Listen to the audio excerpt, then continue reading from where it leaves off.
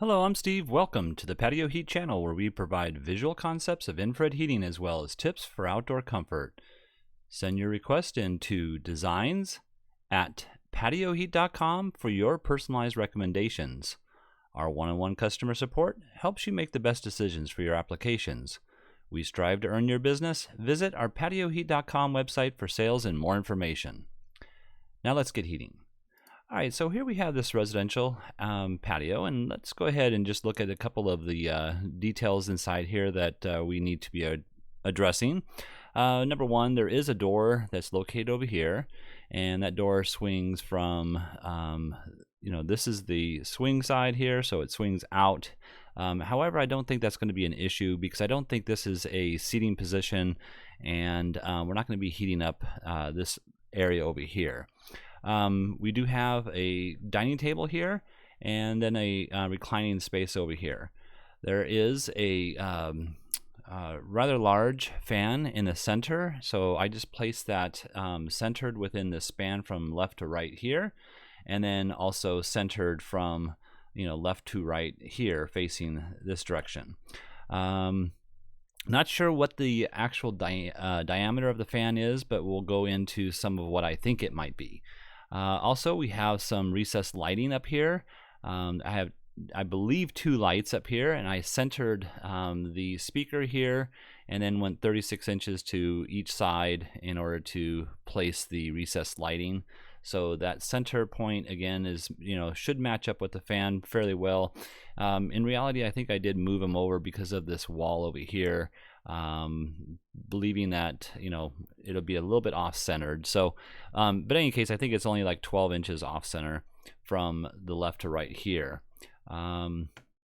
Same is true on this side here, as well as I put 2 recessed lighting fixtures up here. Now, they did send a couple of images that showed some junction boxes, 2 of them on this side. I believe there is actually a barbecue over here, and then also 1 on this side. So I'm not quite sure if this is what they were hoping, or that's the only positions they have available for the heaters, but I'm going to make a recommendation based on what I think is the best application for this at first here. So let's go ahead and look at the overall dimensions that I have, and just so you can see, there is a floor plan I received. So I have roughly 25 foot this direction and 22.5 feet this direction to this edge of the wall here. I think this one here is a little bit longer. Let's go ahead and place that dimension on here just real quickly.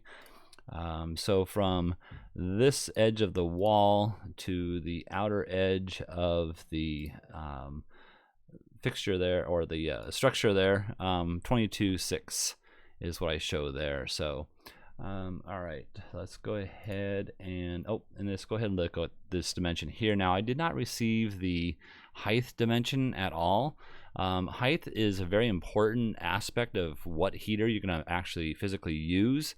But just based on the images I got, I understood that this railing was 36 inches off the finished floor, and so I went ahead and made the edge up here at well, we'll go here first. I got 10'6" here, and so that's 6 inches height here, and then I have a 12-inch height here, so that's going to end up being 9 feet to the top of the support post here. So anything else? I think that's about it. You can see here now I've placed a diameter of roughly I think it's 6 foot, we can call it 6.5 feet, maybe even 7 feet diameter of the fan here. And how far does it drop? I'm not quite sure, so I'm not going to discuss that at this point here. Also, the finished ceiling I have at 12'6", and then you can see here this there's a slope section here from here to here, and I have that at 3 feet, I believe is what I put there. Yeah, so that's 3 feet away from the edge of this finished piece over here. So 3 feet over, and then I think it's 2 feet higher, if that's correct. Yeah, so 2 feet higher, correct.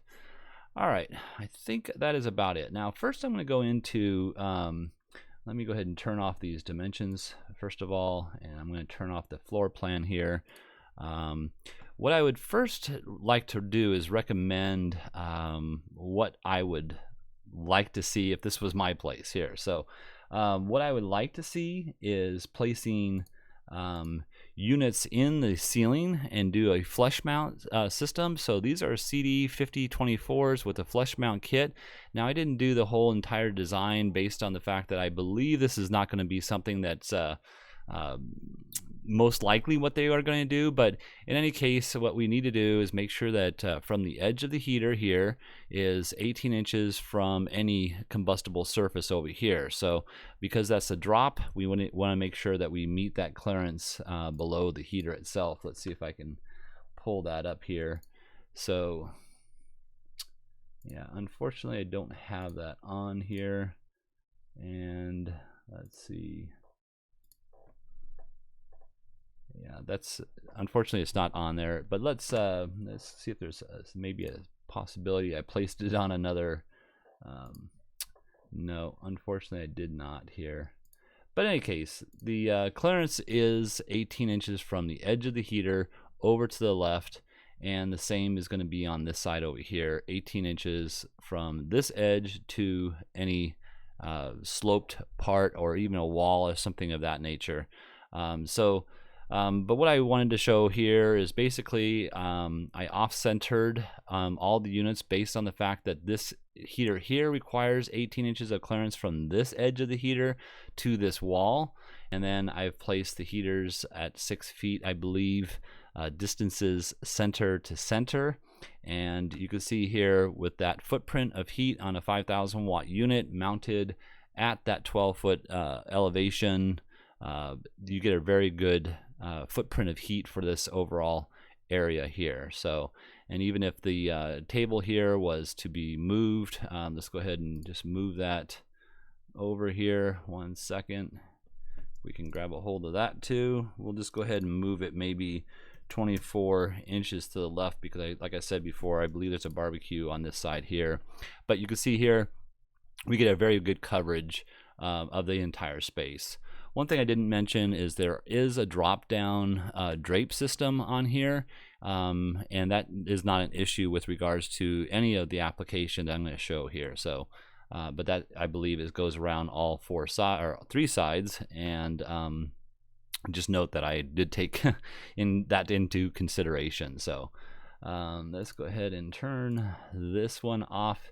So being that this is a already completed structure, what else could you do? Maybe you could go ahead and just place something like this where you're ceiling mounting a 5,000 watt unit.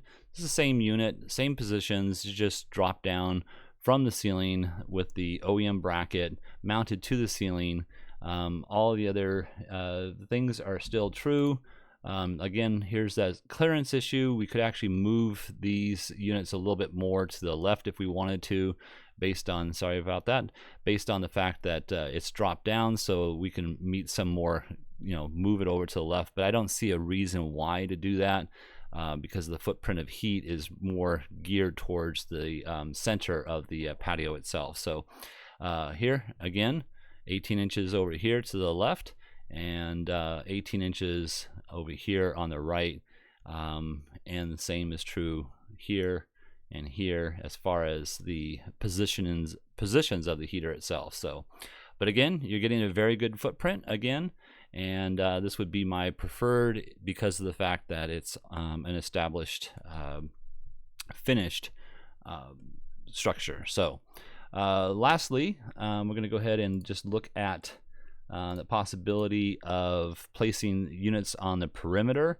I don't see how that perimeter application is going to be ideal, but let's just go with 4,000 watt units over here on the left and see if I can turn this one off here. So we got a 4,000 watt unit here on the left. I have a 4,000 watt here on the front section, and then over here as well. Now these particular units are off-centered. I off-centered them based on the fact that the position of the lounge here is centered above that position itself, so that you get the best footprint that you can utilizing the heater's output. And this one here is centered within the whole entire span.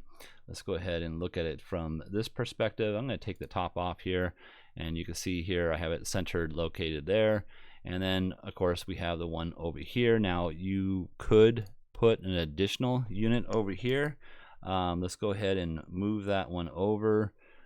Let's go with a 6 foot distance. I'll try 8 foot distance there, and I think that's a better position. But yeah, that would be something that could work for this application. But let's go ahead and look at the footprint of heat. So here you can see that it's not the ideal footprint of heat, and that's based on the fact that the distance that the ray has to travel, you can hopefully see this one position over here. This is the ray, and this is the distance of the ideal amount of heat that is being produced when you're actually in the environment here. So going back up top here, you can see that there is overlapping, you know, right here in this position right here of the heater on the left and the heater on the bottom here of the screen. And then the same is true over here. There is some overlapping, but again, this position here isn't going to be heated as well. And also we'll take a look at this where, you know, if you're sitting in here, the positions of the distance that the heat travels isn't ideal for this position or this position as well. In reality, all three of these seats here, this one here being the only one that's getting the overlapping rays. I also want to talk about the clearance here. So on the slimline units, when they're at an angle, they require 6 inches of clearance above. So let's go ahead and put that top back on here. And so we have from this point here 6 inches. We can bring the heater down a little bit lower, but also note on a slimline the maximum tilt angle from straight out down is 45 degrees. So we're also kind of missing the inner edge over here. So, you know, to really be comfortable, you got to push this heater or these seating positions in.